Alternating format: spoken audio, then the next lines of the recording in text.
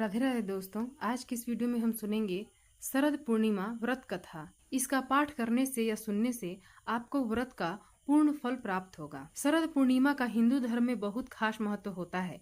इस दिन विधि विधान से व्रत रखा जाता है और माँ लक्ष्मी की पूजा होती है। शरद पूर्णिमा पर देवी लक्ष्मी का प्राकट्य हुआ था और इस दिन माँ लक्ष्मी धरती पर भ्रमण करती हैं। ऐसे में शरद पूर्णिमा के दिन व्रत रखने और माँ लक्ष्मी व विष्णु जी की पूजा करने के साथ साथ देवी के प्रादुर्भाव की कथा का पाठ भी अवश्य करना चाहिए। ऐसा करने से व्रत का पूर्ण फल प्राप्त होता है। तो आइए सुनते हैं शरद पूर्णिमा व्रत कथा।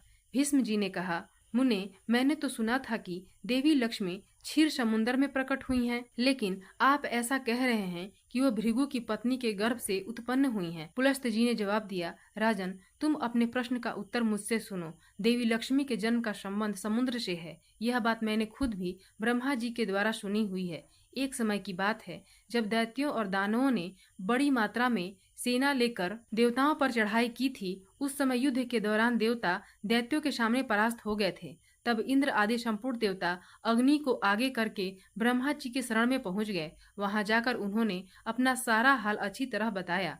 ब्रह्मा जी ने कहा, आप सभी लोग मेरे साथ भगवान की शरण में चलो। ऐसा कहने के बाद वे संपूर्ण देवताओं को अपने साथ लेकर क्षीर सागर के उत्तर तट पर पहुंच गए और भगवान वासुदेव को संबोधित करके कहा, विष्णु, शीघ्र उठ जाइए और इन देवताओं का कल्याण कीजिए। आपकी सहायता न मिल पाने के कारण दानव इन्हें बार बार परास्त करते हैं। ऐसा कहने पर कमल के समान नेत्र वाले भगवान अंतर्यामी पुरुषोत्तम ने देवताओं के शरीर को अपूर्व अवस्था में देखकर कहा, देवगण, मैं तुम्हारे तेज की वृद्धि करूंगा। मैं जो उपाय बताता हूँ उसे आप लोग जरूर कीजिए। दैत्यों के साथ मिलकर समस्त प्रकार की औषधियाँ लेकर आओ और उन्हें क्षीर सागर में डाल दो। फिर मंदराचल को मथानी और वासुकी नाग को रस्सी बनाकर समुद्र मंथन करते हुए उससे अमृत निकालना शुरू कर दो। समुद्र का मंथन करने पर जो अमृत बाहर आएगा उसका पान करने के पश्चात तुम लोग बलवान और अमर हो जाओगे। देवाधिदेव भगवान की बातें सुनने के बाद संपूर्ण देवता दैत्यों के साथ संधि करके अमृत निकालने के यत्न में लग गए। देव, दानव और दैत्य सब मिलकर हर प्रकार की औषधियाँ लेकर आए और उन्हें क्षीर सागर में डालकर मंदरांचल को मथानी और वासुकी नाग को रस्सी बनाकर बड़े ही वेग से मंथन करने लगे। भगवान विष्णु की प्रेरणा से सभी देवता एक साथ रहकर वासुकी की पूंछ की ओर पहुंचे और दैत्यों को वासुकी के सिर की ओर भेज दिया।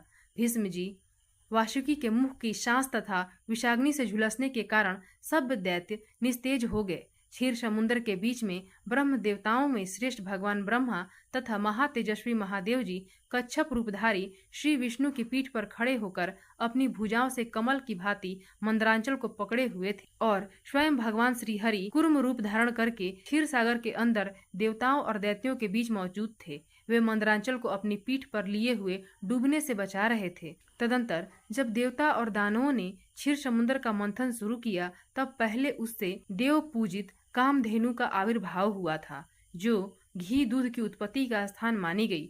तत्पश्चात वारुणी देवी प्रकट हुई, जिनके मद भरे नेत्र घूम रहे थे। वह पग पग पर लड़खड़ाती हुई चलती थी, जिसे अपवित्र मानकर देवताओं ने त्याग दिया। तब वह असुरों के पास गई और कहा, दानव, मैं बल प्रदान करने वाली देवी हूँ, तुम मुझे ग्रहण कर लो। तब दैत्यों ने उसे ग्रहण कर लिया। फिर पुनः मंथन शुरू होने पर कल्प वृक्ष उत्पन्न हुआ, जो अपनी शोभा से देवताओं का आनंद बढ़ाने वाला था। तदंतर 60 करोड़ अप्सराएं प्रकट हुईं।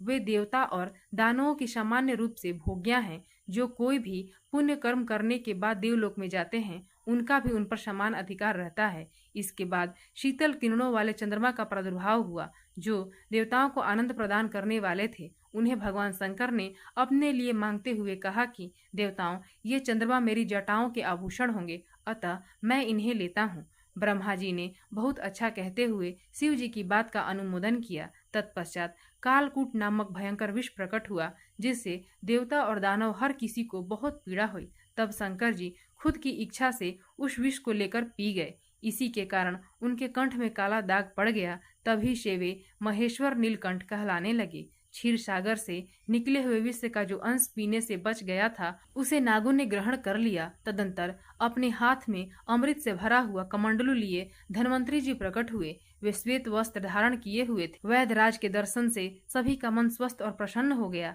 इसके बाद उस समुद्र से उच्च श्रवा घोड़ा और इरावत नाम का हाथी, ये दोनों क्रमशः प्रकट हुए। फिर क्षीर सागर से लक्ष्मी जी का प्रादुर्भाव हुआ, जो खिले हुए कमल पर विराजमान थी और हाथ में कमल धारण किए हुए थी। उनका प्रकाश चारों ओर फैल रहा था। उस समय महर्षियों ने श्री सूक्त का पाठ करते हुए बड़ी प्रसन्नता से उनका स्तवन किया। साक्षात क्षीर समुद्र ने प्रकट होकर लक्ष्मी देवी को एक सुंदर माला भेंट में दी, जिसके कमल कभी भी मुरझाते नहीं थे। विश्वकर्मा जी ने उनके समस्त अंगों में आभूषण पहना दिए। स्नान के पश्चात दिव्य माला और दिव्य वस्त्र धारण करके जब देवी सभी प्रकार के आभूषणों से विभूषित हुई, तब इंद्र आदि देवता और विद्याधर आदि ने भी उन्हें प्राप्त करने की इच्छा जताई। तब ब्रह्मा जी ने भगवान विष्णु से कहा, वासुदेव, मेरे द्वारा दी हुई इन देवी लक्ष्मी को आप ही ग्रहण करें। देवताओं और दानवों को मैंने मना कर दिया है, वे इन्हें पाने की इच्छा नहीं रखेंगे। आपने जो स्थिरता पूर्वक इस समुद्र मंथन के कार्य को संपन्न किया है,